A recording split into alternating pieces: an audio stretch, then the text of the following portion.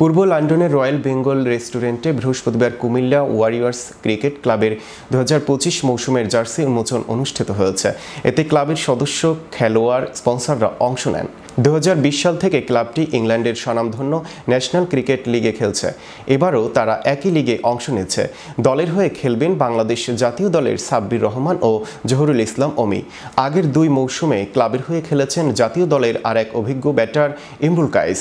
অনুষ্ঠানে উপস্থিত ছিলেন ক্লাবের চেয়ারপারসন সলিসিটর তহমিনা কবির, অধিনায়ক আমিনুল ইসলাম সিহান, ক্লাবের কোষাধ্যক্ষ Mahab Alam, public relations secretary Rafsan Zaman, manager Burhan Mahmud সহ জহির, মুনির, গাজী, সজীব, আসিফুল ইব্রাহিম সহ ক্লাবের অন্যান্য খেলোয়াড়।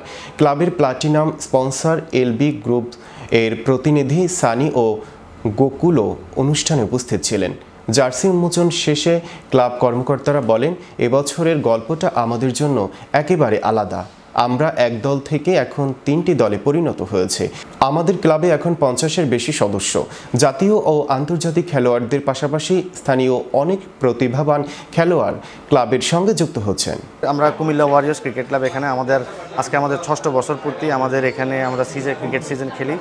আমাদের এখানে আজকে কিট লঞ্চ হয়েছে। আমরা কিট লঞ্চ করছি। আমাদের 2025-এর যে মৌসুম আছে, 25-এর মৌসুমে আমাদের জার্সি উন্মোচন করছে। পাশাপাশি আমাদের যারা স্পন্সর ছিল তাদেরকে একটা অ্যাকনোলেজ করছে। আমাদের 3টা টিম আছে। সব প্লেয়ারদেরকে এখানে বেসিক্যালি সিজনের পূর্বে আমরা একসাথে বসে একটু আড্ডা দিলাম, আর সিজনটাকে সামনে কীভাবে আমরা উপভোগ করবো বা কীভাবে আমরা খেলবো ওটা নিয়ে আজকে আমাদের একটু আলোচনা ছিল।